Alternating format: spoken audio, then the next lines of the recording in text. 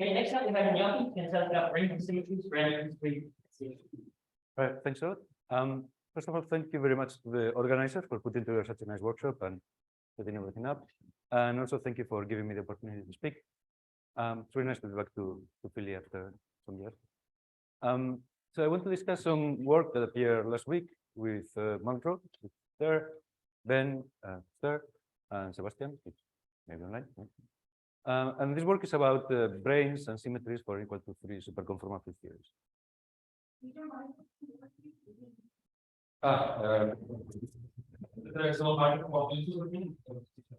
Okay. Yeah. All right. So we have seen already in a few talks, and there will be some more talks this week, how symmetries, from a modern point of view, should be thought of as a topological subsector of the quantum field theory that you are studying.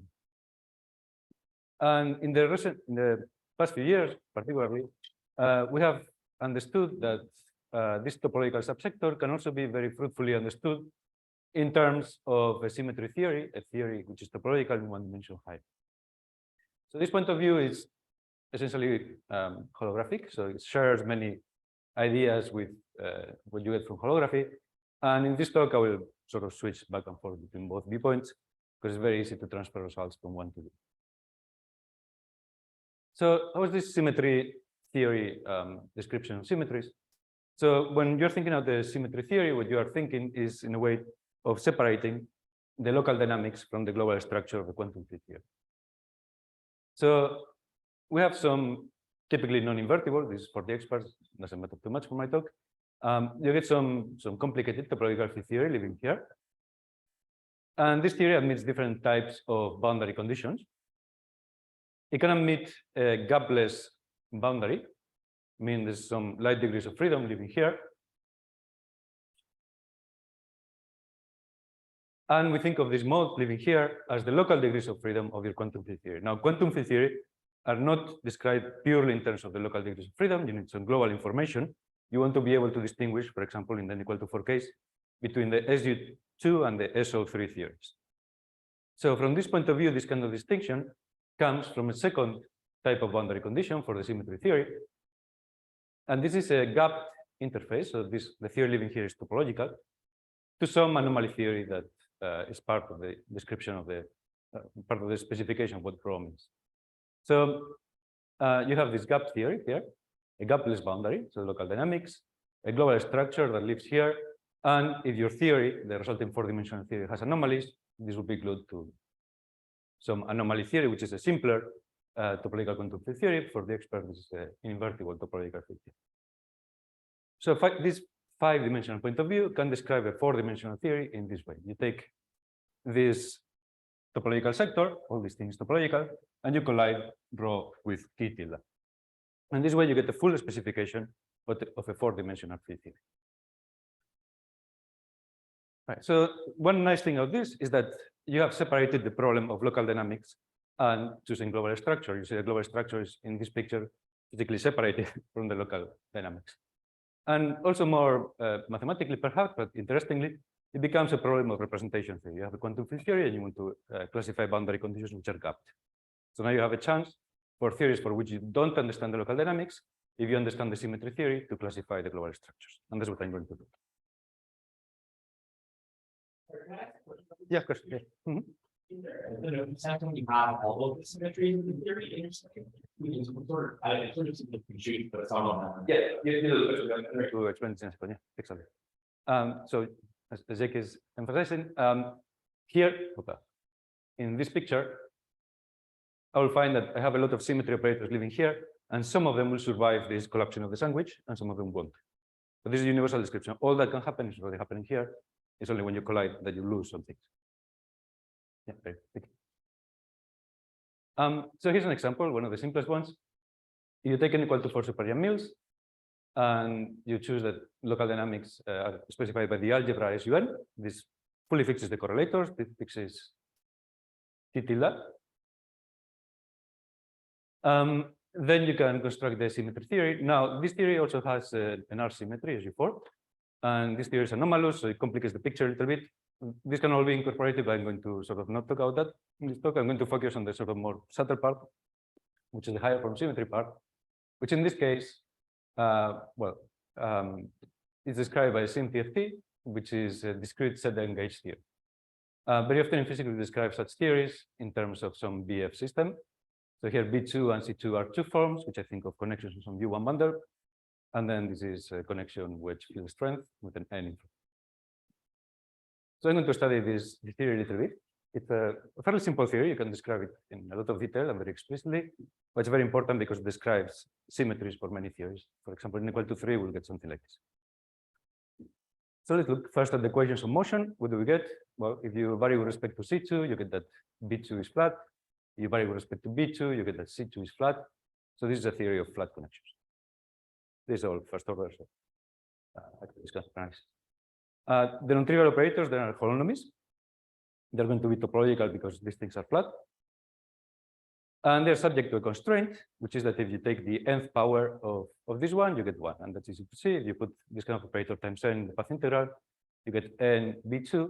The path integral sums over dc2 over all integral sectors. So all you are doing is shifting the sum. You're not changing the sum. This is a trivial insertion in the path integral. I think that's very subtle and very important is that if you look at the, for example, B2, it's canonically conjugate variable, the derivative of the Lagrangian with respect to the momentum is going to be n C2.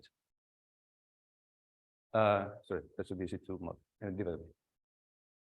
So these operators have commutation relations, which are that's correct. Because these things are canonically conjugate, the commutation of B2 and C2 won't be trivial. These two things won't commute. B2 and C2 don't commute, and the exponentials will not commute. So if you work out through the details, the commutator comes from the points where you have B2 and C2 at the same point. That's why you have an intersection pairing here in M4.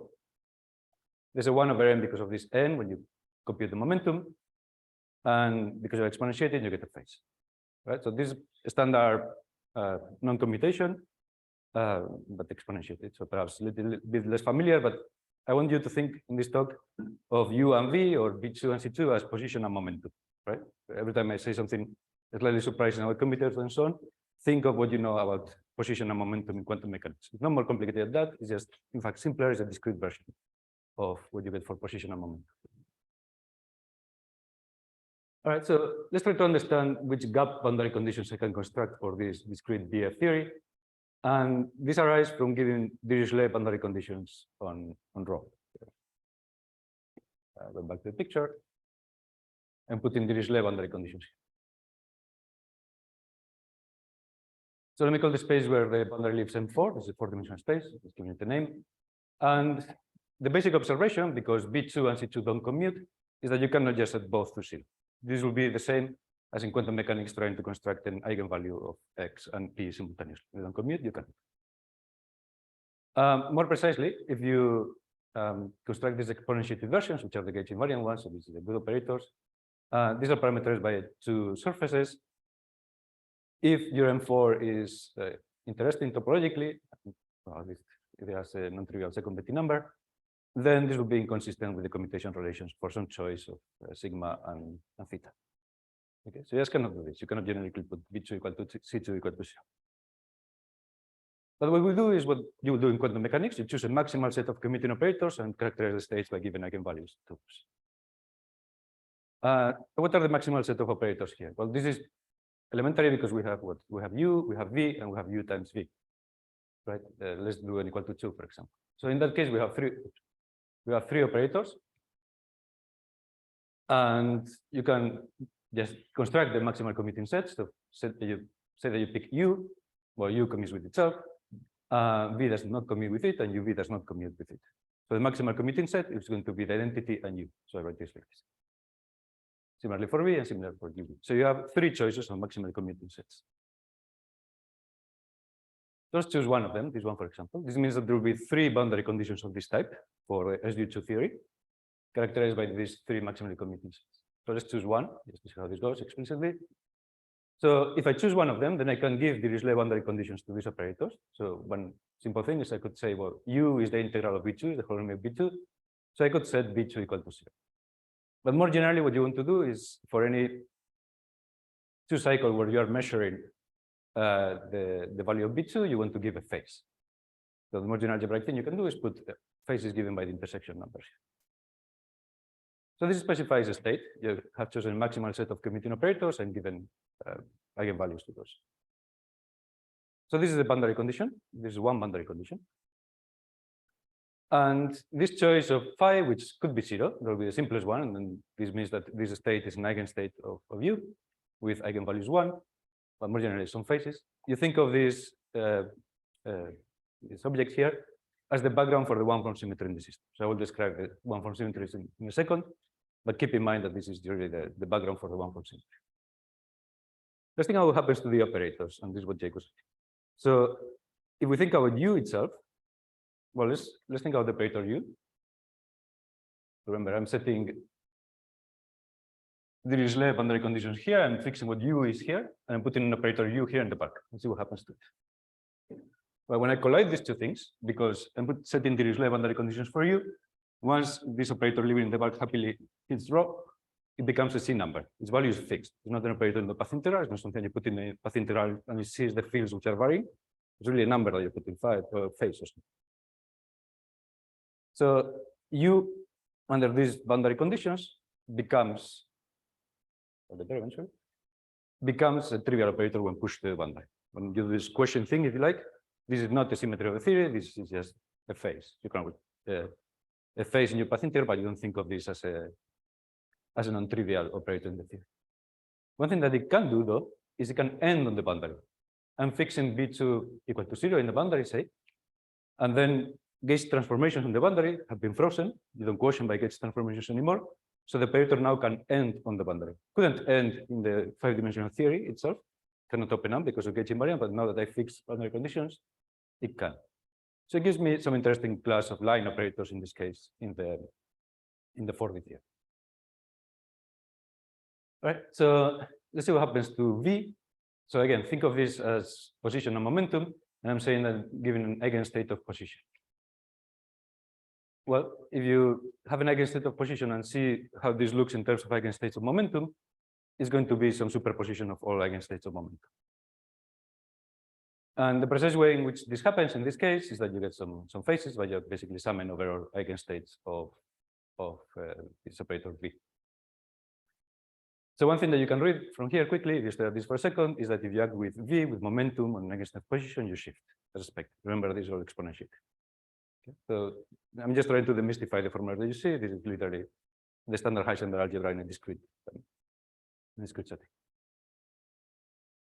So one important thing is that if you fix this as your boundary, you are summing over eigenstates of V, and now if you put a V on the boundary, it sees which element of the sum you're talking about. It's a non-trivial operator. And the path integral is something that depends on the thing you are summing over. So this one becomes a two-dimensional operator, which is topological in the 4-dimensional theory. This is a one-form symmetry. So it is in this way that U opens up, it gives you the charged operators, the lines, and V just survives being pushed to the boundary, it gives you the charge operators, the thing that measure the lines. Because U is charged under V, because they don't commute, it means that you can see the lines using V. Okay. So by classifying boundary conditions in this way, you can rid of the one-form symmetries of the system. And that's what I'm going to do. I'm going to construct this BF theory using holographic techniques. And once I have that, the classification problem is very straightforward, just doing this thing I just did, again, with a different value of n. All right, so if you do this for arbitrary n, just to check that this idea works, you take the n BF theory, written here, and you see that the classification of boundary conditions reproduces perfectly the result of this very beautiful paper, reading between the lines. And it was an interesting fact that already Witten wrote this action, and he was already thinking of classifying boundary conditions of this thing. So if he had done the classification, he could have found the SUN theories in here already in 19. The operators U and V are the phases of the West-Sigma action, in this case, in the holographic case, of F1 and V1. So I chose the notation in such a way that this corresponds to the usual supergravity fields. So you should think of the thing that measures the holonomy of B2 as an F1 and the thing that measures the holonomy of C2 as a D1. I'll justify this a bit more later. but I'm just advancing. So in holography, I don't have quite the 5D picture I was mentioning before, but just a sort of trivial dictionary. If you are doing quantum gravity in a non-compact space, you have to give me boundary conditions. So you should think of these boundary conditions as the choice of rho. And my operators that live in the SymTFT are going to be this kind of brains on the back. So I can read these things fairly straightforwardly in one language or the other.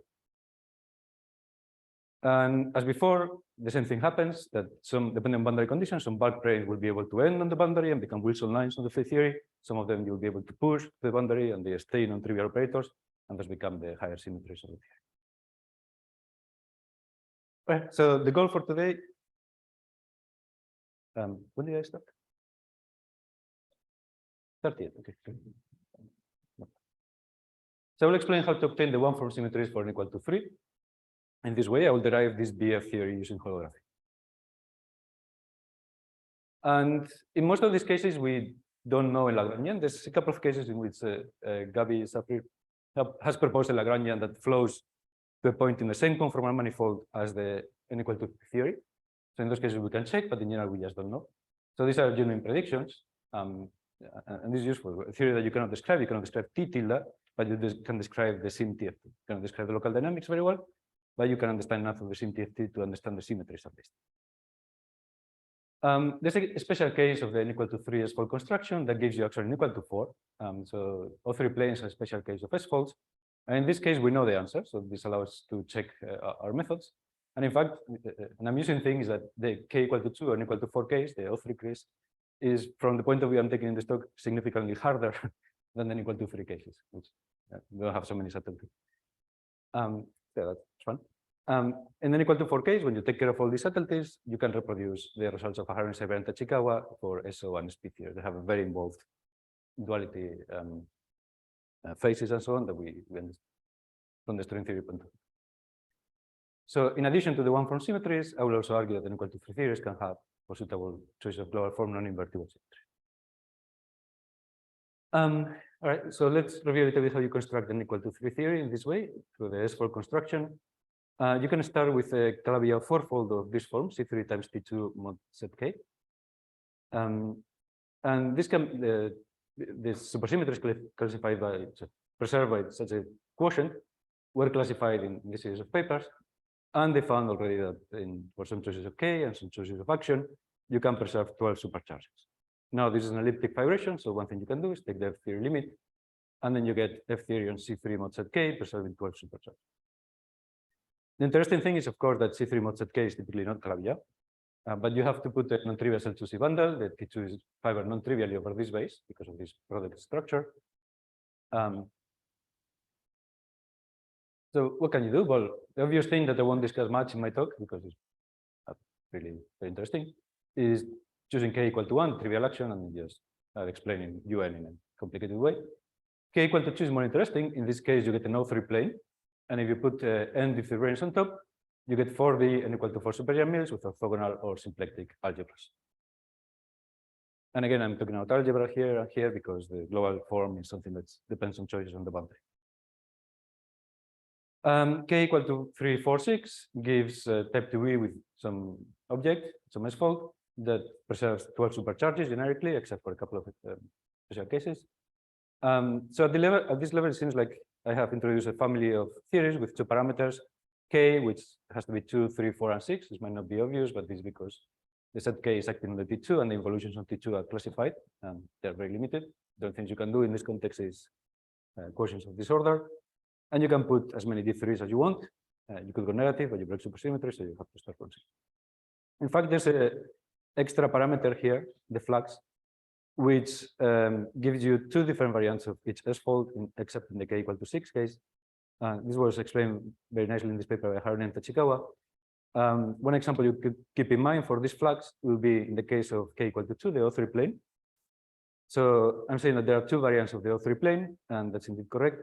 So you have the O3 minus, and you have another orientifor plane that up to SL2C redefinitions is another plane that you can call the O3 plus, the O3 plus tilde, or the O3 minus tilde. All these things are related by SL2C, but they are the same object in type 2. So you have 2 variants, and the same thing is true for the other cases, K equal to 3 and K equal to Right, so now I place n d3 branes on a singular point of this space and look to the near horizon geometry. And as in Marcus' talk, you find F theory on ADS5 for some 5 space times S5 times 2 mod ZK. Now, this notation here is not ideal, but I'm encoding 2 ideas here. So this is F theory on ADS5 times S5 mod ZK with a non-trivial SL2T bundle. And I'm explicitly showing how the bundle looks by unpacking this into M theory. So in fact, this background was already studied many years ago by Ferrara, Porrati, and Zaffaroni, and I noticed many other things that are interesting now. So our task is to figure out the symmetry operators in the 5D bulk. And we want to find out their commutation relations so we can classify possible boundary conditions. We want to do this exercise for the BF theory, and that depends on the commutation relation. So we reconstruct the BF theory from the commutation relations. So my viewpoint today is that I'm going to construct first the operators, see how they commute, and then reconstruct the BF theory that reproduces those commutation relations. So for me, the BF theory will be secondary. There's alternative ways of doing this thing. Give you the BF theory first, and then you reproduce the operators. But I'm not going to do that today. All right, so as mentioned by Ivo already on Monday, it's important that we think in this context of branes as the symmetry operators as branes, bona fide branes in string theory. And that means in particular that we include the work volume dynamics on the branes. And this is important to reproduce things like the non-invertible structure in some cases. So this was noticed in some papers last summer. One way to motivate this, just to give you an argument, which is a bit different from the one that Ivo gave, but it leads to the same answer, is you can guess in the following way. This is not a proof, this is just an argument that motivates this answer, is that you want operators or objects in the theory that have to satisfy multiple constraints. So they must source the background fields for the symmetries, this piece I was putting before. These are going to be supergravity fields, so you need objects in your theory that source supergravity fields.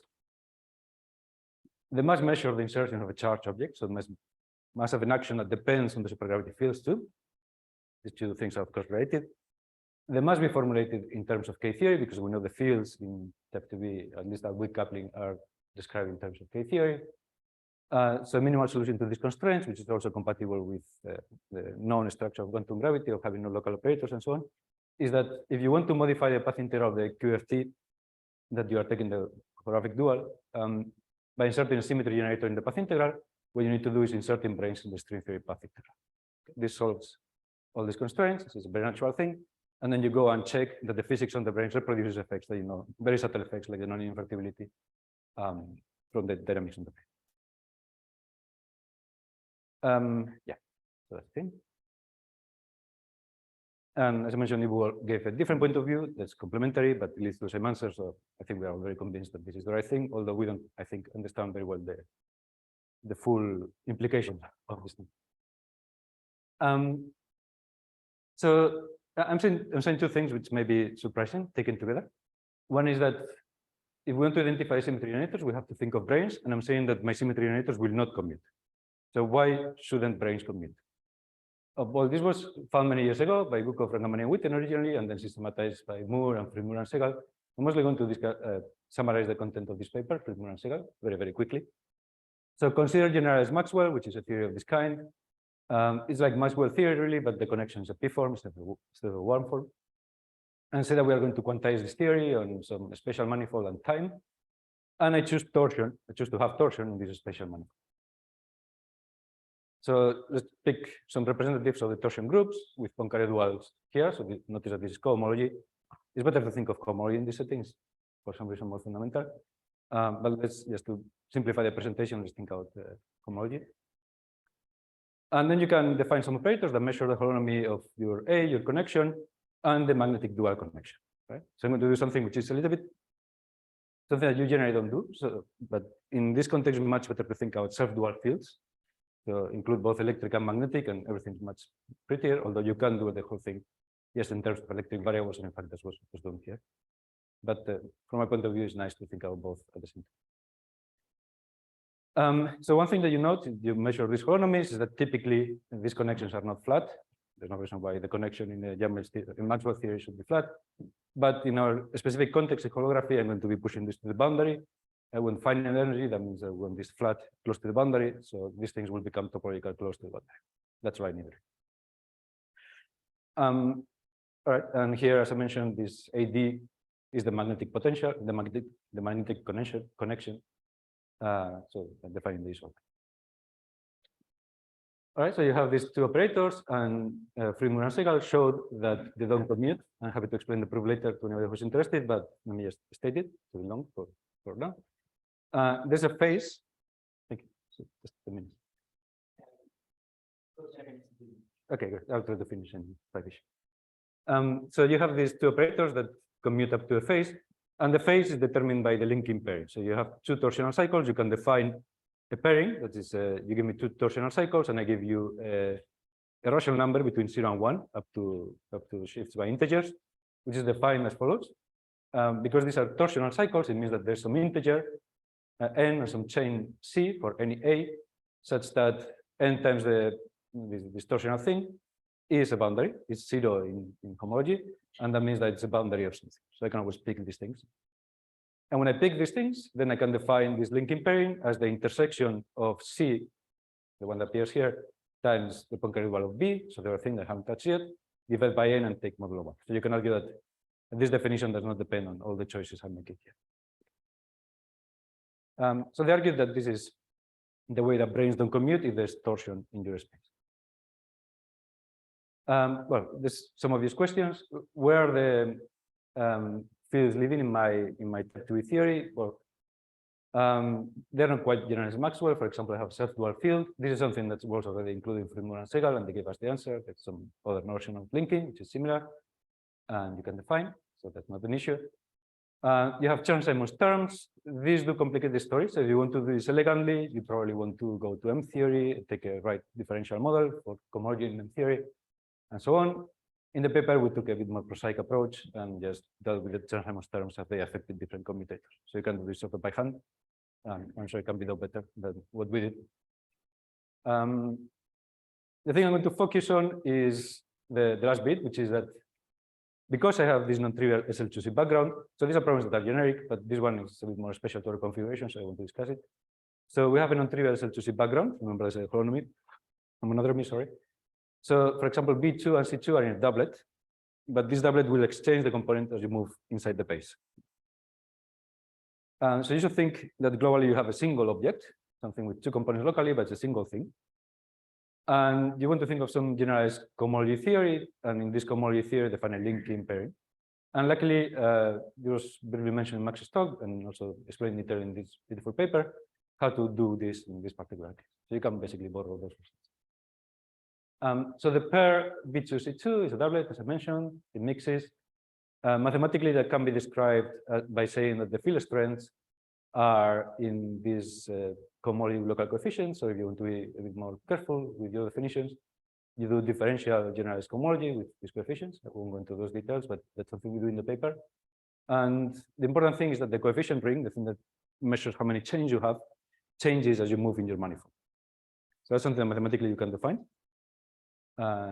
It's in the textbook. For example, Hatcher has a very nice description, and you just apply it in this case. The subtle thing is that we have to deal with Chern-Simons, and that means that we cannot work here. We have to work in the differential version, but that's a complication I want to go into.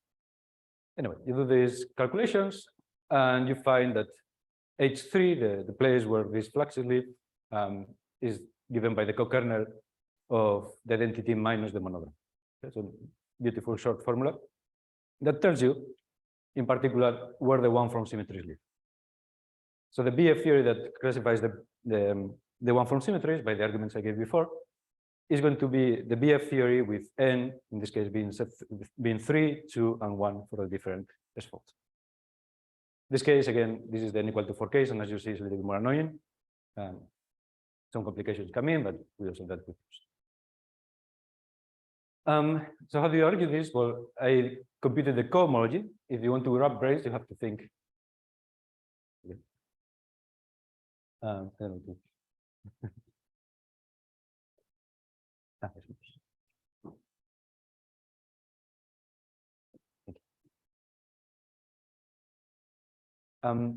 you want to wrap branes, and if you want to wrap branes, the thing you want to do is homology, not cohomology, but that's just Poincare duality. So you get rid of the results. For things that don't change in this way, things that are globally defined, they're singlets of SL2C. Things like D3 branes, you just do ordinary homology. So this gives you 0 form and 2 form symmetries. For things that do change as you move around the manifold, like 1 branes and 5 branes, these things are not invariant on the SL2C. You have to work in this funnier theory with local coefficients, and this is the answer. Here, CK is the cokernel I mentioned before, set 3, set 2, set 3. Okay, now you wrap these branes and you obtain the 1 form symmetries. Okay, so some comments. I didn't explain the details, of course, but even without missing those details, there's important conceptual things I omitted. So one thing is that I explained that H3, yeah.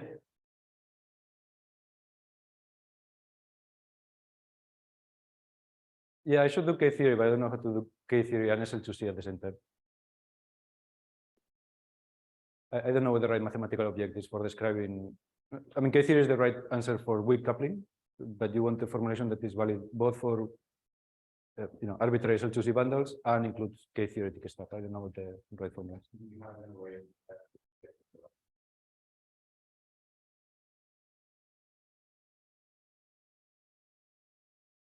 I have indirect arguments, yes. I don't have. So the orbifold case, for example, the K equal to 2 case, we can check against the field theory. The K equal to 3 case, we can check against some conjecture of Gabi. Other than that, yeah, we just hope that we are using the right homology theory. Yeah, it's a good question. All right, so I can introduce 3 form fluxes that live here. As usual in H3, but this time we look at coefficients. So these are the fluxes of B2 and C2. And whenever this happens, some of the symmetry networks are projected out by generalization of the Fried-Witten anomaly. And here's another thing that needs to be generalized. So the analysis of Fried-Witten is a worksheet argument. We don't have the worksheet here. So you have to see what this element is here. And in the paper, we assumed, and this consistent with circumstantial evidence, that this object is 0. But that needs to be studied better. We need to compute the linking for K, this is say for K bigger than 2. This can be read from the M-theory dual, and this was done in these papers. But that's not hard. Thank you. And one thing that's interesting is that some of the symmetries can have Hooft anomalies, which you can compute, and this is what we obtain with this anomaly coefficient. So again, we don't have the local dynamics, but we can compute the symmetries, the gauging of the symmetries, the structure 1 form symmetries, and the Hooft anomalies. So we have quite a bit of information about the theory. Okay, so let me say something about checks. As was hopefully clear in the previous slide, there's some things here that are rather subtle, and we have to give some jumps. So let's see if we got the results right in the case that we understand. The first case is, let's compare against the results of Aharoni, Cyber, and Tachikawa, reading between the lines. And here are the duality webs in the cases of SO even theories. They are fairly involved. We can reproduce this whole structure by looking at the commutation relations of branes. And of course, once you have identified lines with branes explicitly, you know how they must transform under S duality. So this is a very, very stringent check of the whole formalism, and of course you can, it works.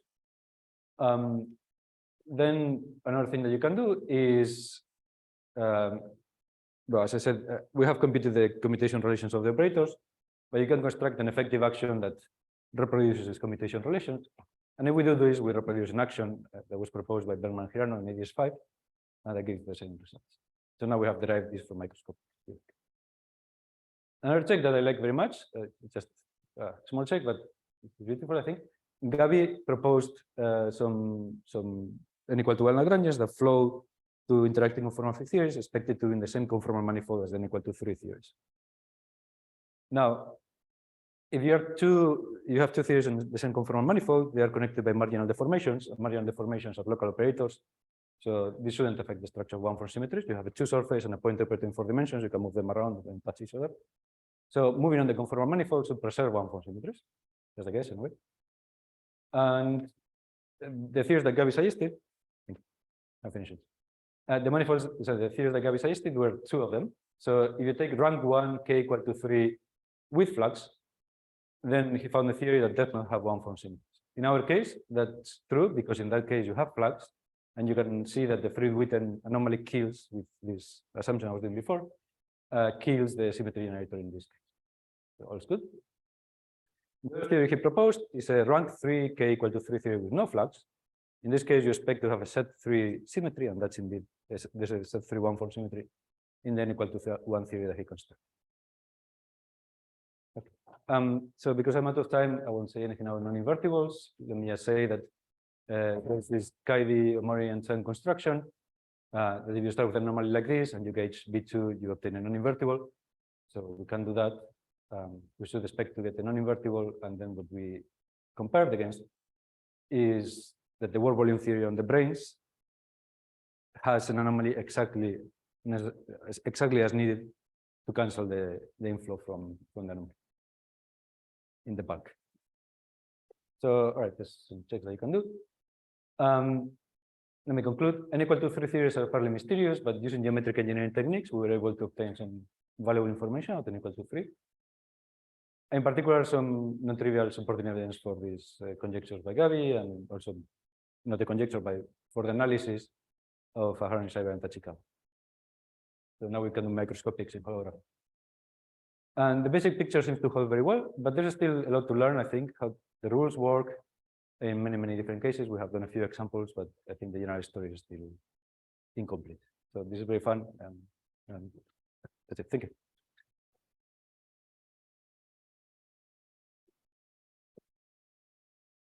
Very nice. Also, questions. In the case of n equals to D3 branes, which could be anything we want in the presence of these strong active points. If you study this, and in that context, wouldn't you be able to do similar extension? Yeah, exactly. So that's it. No, I have studied this part. I know. Yes, I think. Interesting, because that was do you explain how you find the operators in the case of creativity and one? Yeah. In any way related to the following, you have these operators you have to keep, which you want this to work and your action on C3, C4, C6 on these. Because the C3, C4, C6 without this right now, is that related to that? Is there a variant theory of that? I don't know how to formulate it in that, but there's something like that. So if you, so these operators are valued in the cohomology groups with coefficients which are local. That thing can be constructed from some chain model of your space. And in that chain model, you're doing something like what you're saying. So some of the maps between chains are the 1 plus tab, so like the projection operator. So I think it can be thought in the way, but we didn't do it in that way.